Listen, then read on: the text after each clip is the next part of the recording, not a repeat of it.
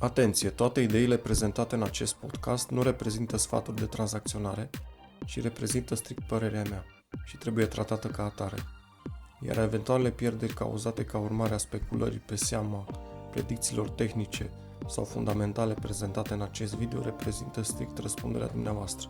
Acțiunea Bank of Communications, o deținere pe viață. În acest videoclip, acțiunea Bank of Communications, o deținere pe viață Moraevo, te voi învăța cum să profiți de pe seama acțiunii Bank of Communications, îți voi prezenta succint un sumar de date fundamentale, cum să-ți faci un money management bazat pe analiza rafinată a valorilor lui Elliott, unde să-ți plasezi atât stop loss-ul cât și take profit-ul, având la bază psihologia maselor investitorilor.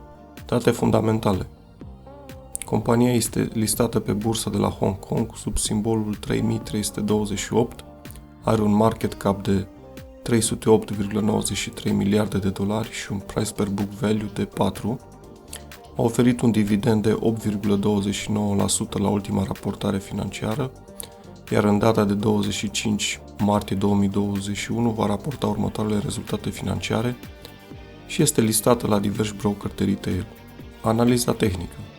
De la sfârșitul anului 2009 până la sfârșitul anului 2012, prețul a dezvoltat primul segment al corecției, vând cel mai mare grad valul A cu verde fluorescent, de la nivelul maxim de 10,57 până la nivelul de 4,15. Pe urmă s-a construit structura care a consumat numai puțin de 8 ani, valul B cu verde fluorescent, până la nivelul maxim de 7,06, în ciuda maximului din jurul valorii 8,5, care a fost doar un fake, ca să spun așa, un val din corecție de tip Expanded Flat ABC cu negru al valului B cu portocaliu. De la nivelul de 7,06, valul cu verde fluorescent a vrea să înceapă până la un minim de 4,15, nivelul unde e prețul curent, fiindcă aparent nu pare terminată structura și ar mai fi nevoie de încă o coborâre sub nivelul de 3,66, așadar structura probabil că nu va fi finalizată mai devreme de sfârșitul lui ianuarie 2021. Money managementul va fi în felul următor în funcție de profilul dumneavoastră de risc. Tranzacția agresivă, FOMO, buy limit sub 4,15 cu stop loss fie la nivelul de 3,66, fie la valoarea de 3,092. Dacă prețul s-ar duce la 3,66, ați pierde cel puțin 11,8%, iar dacă prețul s-ar duce până la nivelul de 3,092, ați pierde cel puțin 25,49%. Tranzacția conservatoare.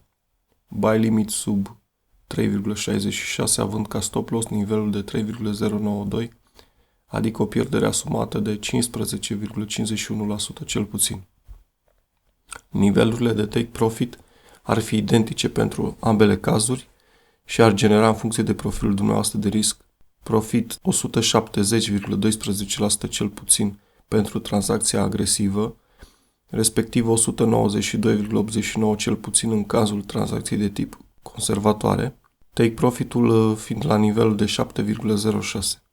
Dacă v-a plăcut această analiză, dați like și share să vadă și alte persoane interesate de domeniul investițiilor bursiere și nu numai, iar dacă aceste analize vă ajută să înțelegeți psihologia din spatele mișcărilor piețelor de capital, dați subscribe canalului și astfel să nu ratați nicio analiză. Vă aștept de asemenea pe grupul Moraevo, unde puteți decide ce acțiuni vor fi analizate în viitor, și pe pagina oficială de Facebook Moraevo Trading, unde vă puteți exprima opiniile cu privire la analizele anterioare, etc.